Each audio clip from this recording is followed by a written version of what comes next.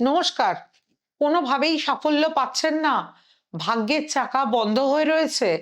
কাজে লাগান শিবরাত্রিকে। সম্ভব হলে অভিজ্ঞ তন্ত্রজ্যোতিষের মাধ্যমে শিবরাত্রিতে গ্রহদোষ খণ্ডন করান।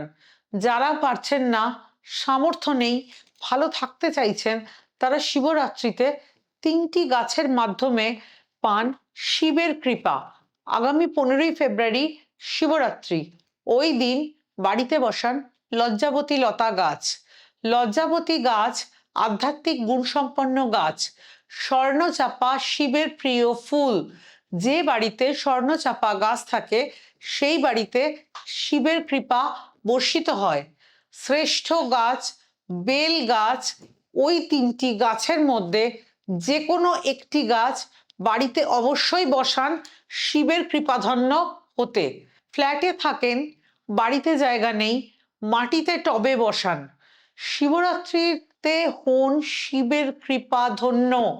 হর হর মহাদেব।